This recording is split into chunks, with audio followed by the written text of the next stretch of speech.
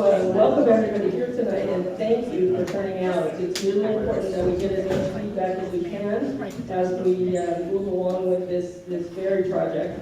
For those of you who may not know me, and most of you, but just in case, my name is Nancy Ging, and I'm the chair of the Lummi Island Ferry Advisory Committee. If you aren't familiar, we call it LIFAC for short. LIFAC was created in 2012 by the Whatcom County Council, and they appoint people to members apply, and they then get appointed. Our job is twofold. One is to provide review and recommendations to the county council or the county executive about anything to do with ferry and infrastructure.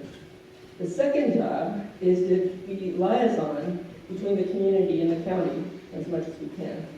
So First of all, I'd like to introduce John Hutchings, who many of you probably know as well, who is currently the Public Works Director.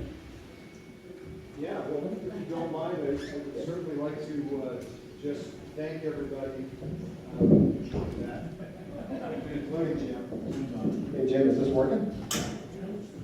Anyway, just say thank you to all of my friends and neighbors for participating in this community conversation and staying so very focused on the outcomes that we are hoping to achieve through this series of meetings and this relationship with Public Works and with the consultant team. Because in the end, that focus, I think, is what is going to cause us to have some recommendations that we can then together take to the county council, some responsible recommendations that around which we can explain the financial implications and where we're going to get the money to make the kinds of improvements in our ferry service that will ultimately result in the longevity of service that we want to see for this community. And so it's all of you being here and participating and helping us sort of get our minds together in support of that kind of outcome. So with that, thank you so much. And I should just recognize that the Lummi Island Ferry Committee, the LIFAC Advisory Committee, is really doing good work and on your behalf. And they are focused, committed, and considering the entire range of options and of course all of the implications of that to all of us, carrying that forward on our behalf. So thank you to Nancy and the committee for your work. And with that, that's all I got to say. Thank you, John. Which brings us to the current project that we've been working on, the ferry system replacement project. The work on this officially started in 2015. And there's three main goals. The first goal is to develop a meaningful definition of level of service. As some of you may know, we have a level of service number that kind of was plucked out of the air. Right now it doesn't really mean anything, and we need a level of service definition that means something. Level of service includes things like how frequent are the trips, what size is the boat, how long are the wait times, all of those kinds of things, and many more can be involved in level of service. Second goal is to recommend how to replace the aging Whatcom Chief. Third goal is recommend how to replace the Gooseberry Point dock, and right now that's the most urgent part of the project. As most of you identified when we did the priorities survey, the Gooseberry dock was right up there, close to the top for just about everybody, some aspect of it. In October of last year, we successfully asked the county council to commit their intention to replace the chief in the next 10 years, so by 2027. And then they also approved Public Works' request, supported by us, to hire consultants to help develop some alternative solutions to those three problems, the level of service, or LOS, the chief, and the Gooseberry Point dock. Which brings us to these folks. We were fortunate that the people that won the bid were KPFF Consulting from Seattle. Mike Anderson is a former CEO of the Washington State Ferries. He had that position for many years. He's founder and director of KPFF's Marine Transit Consulting Group. Cassandra Schoenmakers is the project manager. She grew up here in Whatcom County. And the rest of the team is very well qualified too. The person who's doing the financial part, helping to hunt for funding sources, worked for Mike in the Washington State Ferries for a long time too. At any rate,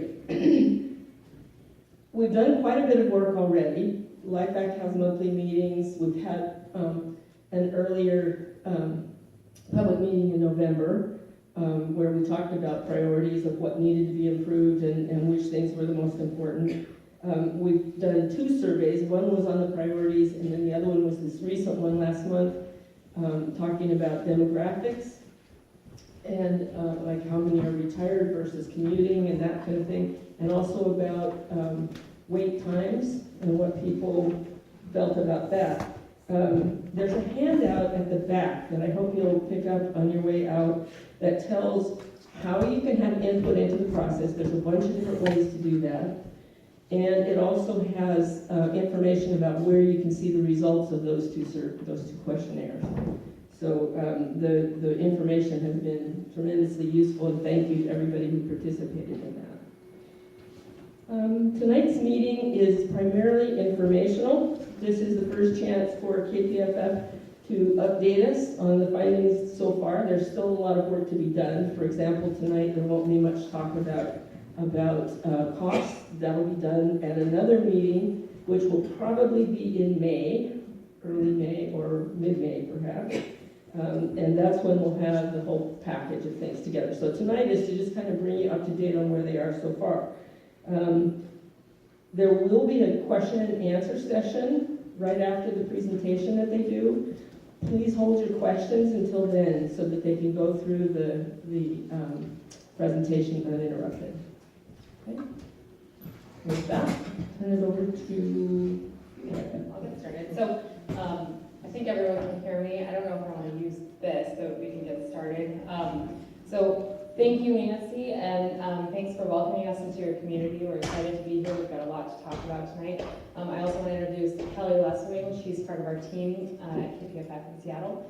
So we're going to try and keep our topics brief tonight. We're going to try and cover a lot of information, but the most important thing is to hear your questions, and we can provide some feedback and answers. So I want to just walk through our roadmap for tonight of what we're going to be touching on, and Mike's going to come up and help me here a bit.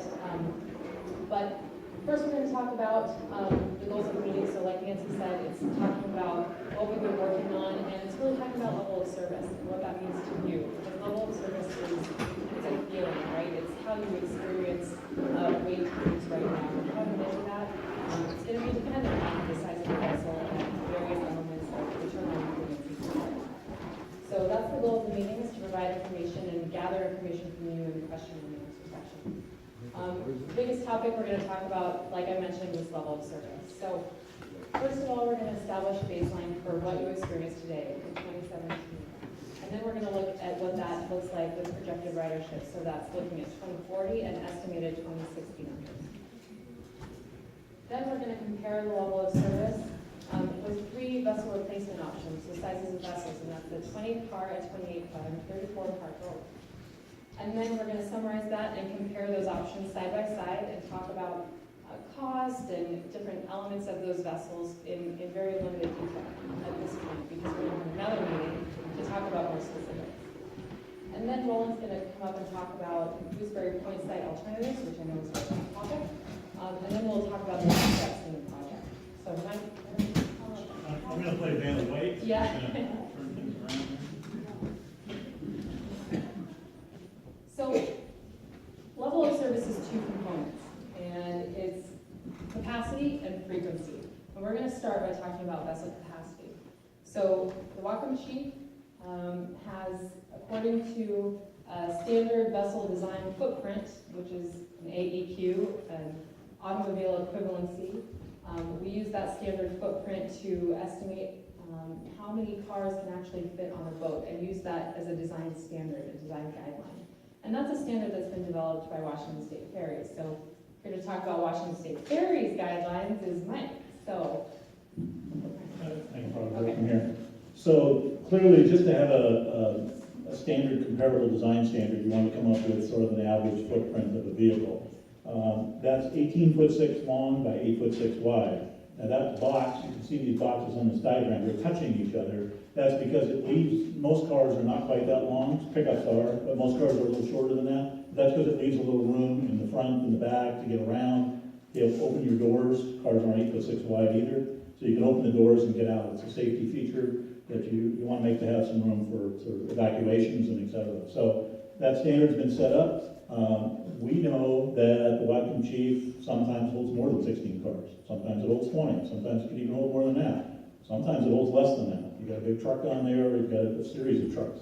So, but what it does is it gives us a way to compare any size vessel. So in your mind, if you think the Whatcom Chief holds more than 16, which is what this diagram shows you, then remember that when we show you the 20-car ferry, it probably holds more than 20, if that's the way you think. If you believe that this number is 16, and that's a good average, then clearly you'll compare that, and this next vessel option, the 20, as an example, would be 4 cars bigger. I think, though, for the Whatcom Chief, what we've observed, clearly there's many times, like I said, that you carry more, carry less, and I think Rich is in the room somewhere, wherever he went.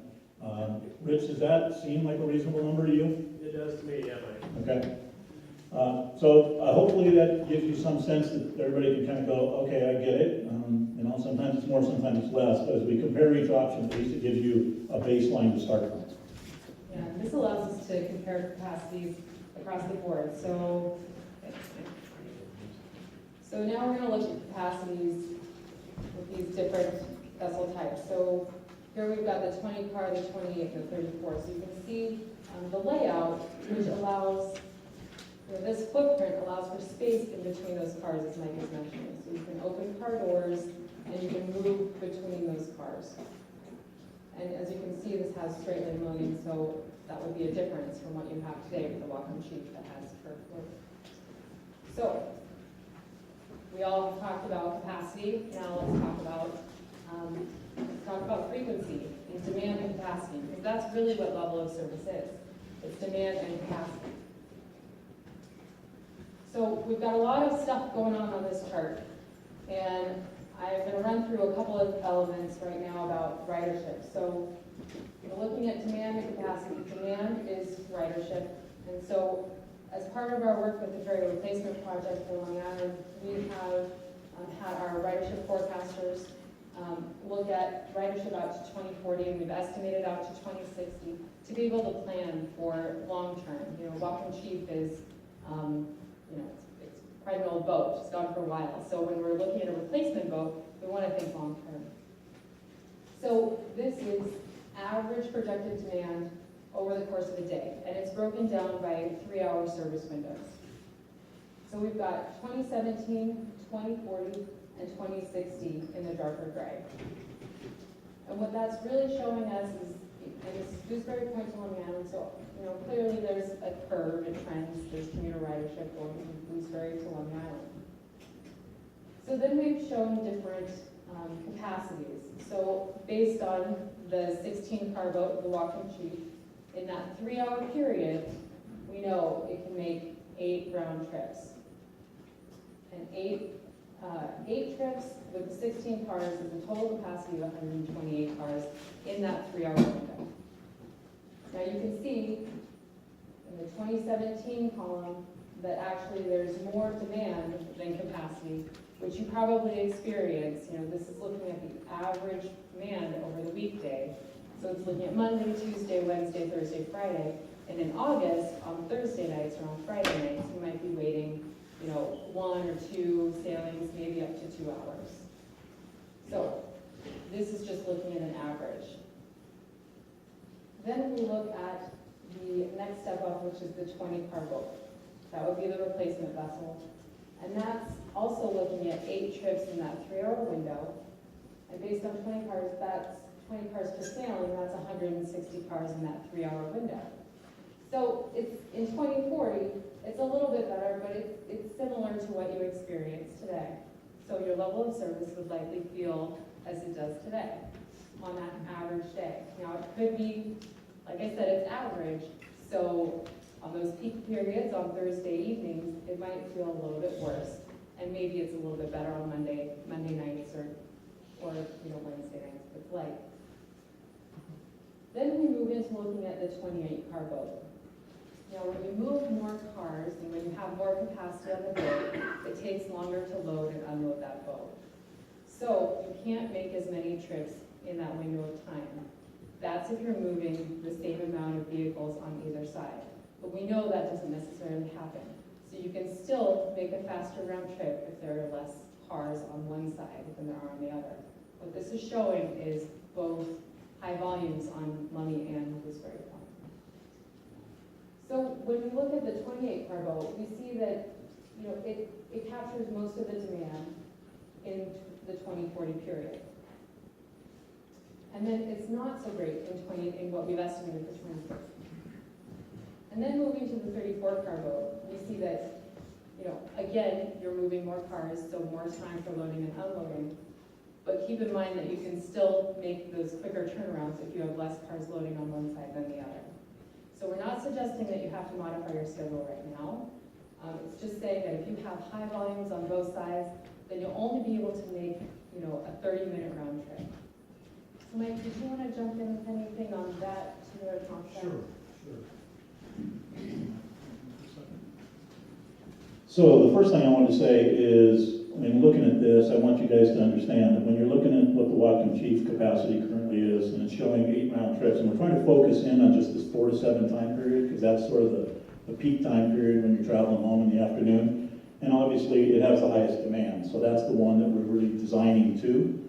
You're not designing to the peak of the peak, as Cassandra was talking about earlier, not the absolute worst day in the summer, but the average weekday. But if you look at the Whatcom Chief, you can see that very quickly, even today and later on in 2040 and 2060, the demand clearly is much more than the capacity of the vessel. So there is that experience you're having. And today, while you wait a little bit, and certainly on some of those busy days, you can wait up to 2 hours, you can see how it really gets bad when you're out in the out years. And when we're talking about a new vessel, we're talking about designing it for the life of the vessel. So you got to think about what's that projected ridership in 2040 and in 2060, as Cassandra was talking about. So that's really the one key element. The other thing about this that, again, makes this up is the frequency. Some of you, I think, in this room think that the boat currently makes a round trip in about 20 minutes.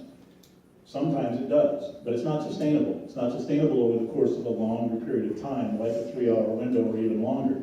And I think Rich will tell you, a lot of times the crew, they try to sneak a break in right about here before they get into that window, because they know they got a really fast operating tempo for those 3 hours. So you don't really get 9 round trips in like a lot of people would think you might be able to, 3 an hour. It's right now, your current schedule is 8, and even 8 is pushing it. I mean, that's tough. And over the course of time, as you get more traffic and, you know, some of the requirements come in, there's a chance that that's risky that you can even get 80. So I think you need to think about that, whether that 8 could actually in the future become 7 round trips or some other number, even if you chose a smaller boat. So I think that's one of the key elements to think about the level of service, because again, it's frequency times the capacity of the vessel, and that's going to give you what your level of service is, at least related to moving vehicles. Kind of shifting a little bit here, the progression of what we're talking about. So this is a snapshot of that boxed area, the 4 to 7 window. And again, we're looking at August, and we're talking about 2040 and 2060 projections. So we're not talking about what's happening today, we're projecting out. And focusing on an average weekday again. So when we look at the 16-car vessel, you know, what the Whatcom Chief currently is, you can see that there's, in 2040, there would be a number of cars that exceed capacity in that window of time. So those cars would then be going into the next window of time, you know, the 7 to 10 period, where they have to be captured. So people will be showing up throughout this period, but what this is showing is during that total 3-hour window of time, you're exceeding your capacity. And in fact, you have in 2040, you would have carryover from the previous window of time. So there would be additional cars that would need to be captured in this window of time, and it was the demand from the previous period. And so that would be considered, you know, you're waiting quite a while, this would be a lesser level of service, because your level of service would be getting much worse than it is today. So then we move on to the 20-car vessel. And we look at 2040 and 2060, and we see that within this time period, on an average day, so keep in mind again, we're talking about average day, we're not talking about those Thursday afternoons, Friday afternoons. You're going to exceed your capacity by 4 vehicles. And then it gets much worse in 2060. Now, Moving to the 28 car boat, again, more cars, so you need more time for loading and unloading. But this is on the average day, so you could have the peaks and you could have the lighter periods of traffic. We see that the capacity would be 168 cars, and there would be space for 4 cars in 2040 projected.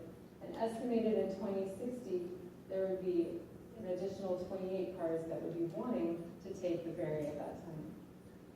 And then we can see that the 34 car boat has capacity for all of the demand in that period on an average day. Again, I can't stress that enough because there could be peak periods, Thursday nights, Friday nights. But then again, we see in 2060 that the average demand would also be captured. So that's really that's what we're showing here. So we can see that the demand is being captured with the 34 car boat, but there are periods where the demand won't be captured with that capacity. So the only thing I want to add to that, and no matter what I do, I'm going to stand in front of somebody, sorry. So forget about this one for a second, because this is now projected ridership into the future, 2040, 2060, and that's the current light and cheap. But look over here, when you look at the 20-car vessel, the best way to think about this is you already know what you experienced today. You know what last summer was like. You kind of got a feeling for what this summer is going to be like. If you like that feeling, and if you want to keep that feeling, then this boat, the 20-car boat, probably achieves that for you. It's going to be about the same as it is today, at least in 2040. In 2060, it'll even be worse than it is today. So just make that clear. So you know what you got. This is kind of the same as you have today, except a lot worse in 2060. If you go to the 28-car boat, it's actually not much different. It's a little better. It's a little bit better in 2040, and it's certainly a little bit better in 2060, but it's marginally better than what you have today. So that's another way to think about it. And why is that? It's a bigger boat, but as Cassandra said earlier, it doesn't run as frequently. So therefore, when you take that into account, it really gives you a very close proximity to the level of service that you have today, again, with future ridership. If you go to the 34-car vessel, then that's a marked improvement. It's clearly going to clear up all the demand of capacity, again, on an average day. 2040, on a busy Thursday, Friday, you're still going to have overloads. You're still going to have wait times, but not as severe, and they'll clear up much faster because the capacity of the vessel's bigger. Okay, so we've walked through the level of service. Now we're going to take a look at a summary of these options. And we've indicated this just, as a guide to level of service based on 2040. Reiterating what we said over there, the level of service with a 16-car boat is going to get, quite a bit worse in 2040. The 20-car boat, it does get a little bit better. 28-car boat, it is marginally better, as Mike mentioned. And then with the 34-car boat, we're capturing that average demand, and so we've indicated that as green here. So we've also indicated vessel capital costs. So we're not considering the current 16-car boat because, of course, that's going to be replaced. But we've outlined what similar vessels have cost, and it depends on propulsion systems, it depends on your fuels. But this is the range of costs that you're looking at for these boats. So a 20-car boat, 8 to 10 million, 28-car boat, 10 to 12, and the 34-car boat is 11 to 13. And that's based on today's prices. That could fluctuate. Obviously, there's uncertainties out there. So don't want to name tariffs, things like that. So that's just the range. ADA accessibility. So that's definitely been a concern that we've heard. We heard it in November when we had the public meeting. We've heard it in public comment. Currently, ADA accessibility is a concern with the configuration of the boat today, as well as the terminals. So current vessel is not ADA accessible. However, all of the new vessels will be designed for ADA accessibility. And crew requirements. This isn't something we've touched on before. I'm sorry. Thank you. Turn it on. Okay. Now okay. Crew requirements is something that I should have mentioned early on. So the reason that we bookend the vessel size to 34 was there is a high probability that your crew requirement will still be 3 with a 34-car boat. Yes, it could be a crew of 3 if you go to a larger boat, but your risk increases. So right now, for planning purposes, we're trying to keep that risk low. And so we've maxed the size of the vessel for the replacement vessel at 34. Mike, did you want to weigh in on that at all? Just that the probability could increase. Yeah, I got a couple things to say about this slide. So, yeah, the first part of it is clearly you want to try to keep the crew size the same as it is today to keep your operating costs, obviously similar to what they are today. The major component of your operating cost is labor and fuel. But what happens is there's no checklist to go down to find out exactly what the crew size of your boat's going to be. You can't just fill this form out, and if you check this box, it's 3. And if you check this other box, it's 4 crew members. It just doesn't work that way. What happens is you design the vessel, you take it to the Coast Guard, they look at it, they understand your operating procedures, they understand your evacuation protocols, they look at the railing, the deck space, and your evacuation slides, and then they'll tell you what the crew size is going to be. So there's no guarantee on that. But what we can tell you, just based on our experience, is there is probability or likelihood of what it will be. And anything up to about 34 cars, it's pretty likely it's going to still be 3. Once you get above that, there's a chance that you could have a bigger boat and still have a crew of 3. There's also a chance that you don't, and it gets a higher and higher risk as you make the boat bigger. Or you increase the number of passengers that the vessel can carry. When you go above 150, you start getting bigger and bigger outside of a T-boat, you're likely to get a higher crew. So that's one thing that I would want to say about this slide. One other thing that we haven't mentioned, but I wanted to talk about now, is that all these vessel options, they all essentially have the same transit time from the mainland over to Lummi Island. It's exactly the same. We're not trying to speed up the boat or do anything quicker. So the changes is what happens in the dwell time, how long you spend in the dock to unload and load. So clearly, as the boat gets bigger, it usually takes a little bit longer.